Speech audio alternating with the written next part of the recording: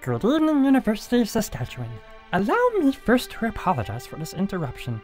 I do, like many of you, appreciate the comforts of everyday routine, the security of the familiar, the tranquility of repetition. I enjoy them just as much as any student. But in the spirit of commemoration, thereby those important events of the past, usually associated with someone's birthday or the end of some awful bloody midterm, a celebration of a nice kegger, I thought we could mark this future March, a month that is sadly no longer recognized, by taking some time out of our daily lives to sit down and have a little chat. There are, of course, influences that are making you interested in listening to this very speech. I suspect even now your mind is fully attentive, as what I am doing is both interesting and unique. Why? Because what we find interesting will be prioritized over what we find irrelevant. However, at times the irrelevant could very well be the relevant.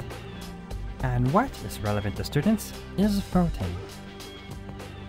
Voting will always retain this power. Voting often means to meaning, and for those who will vote, the enunciation of the truth. And the truth is, there is something terribly wrong with why we don't vote, isn't there?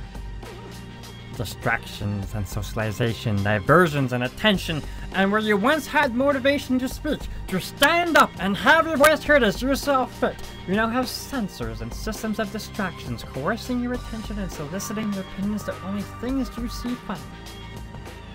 How did this happen? What's to blame? Well, certainly there are things more responsible than others, and they will be identified. But again, truth be told, if you're looking for the guilty, you need only look into a mirror. I know why you don't want to vote. I know you don't care. Who would care? Politics, budgets, agendas, elections, USSU. There were a bunch of boring events and issues that conspired to corrupt your carefree life and rob you of your entertainment.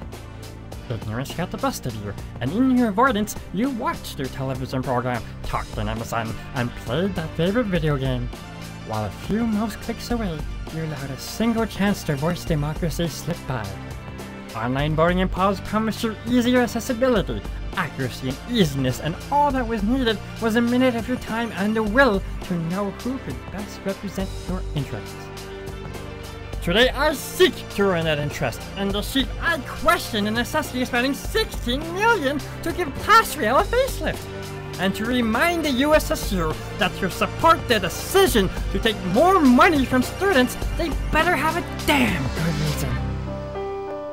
Because what students need today are representatives that represent the many and not the few. Each year across the country, for every student union in every school, an election is carried out to determine who gets placed in that union. And for the last decade, every university and every college has never seen more than 40% voting turnouts. The result? These unions began to realize that their actions could go unquestioned by the students.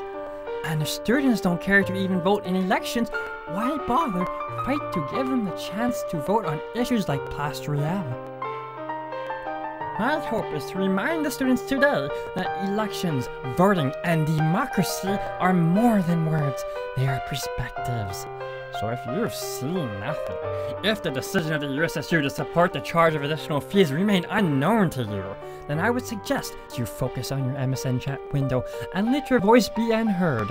But if you see what I see, if you feel as I feel, and if you would seek as I seek, then I ask you to stand beside me and place a single page of paper with the question, USSU represents who in the arts tenor?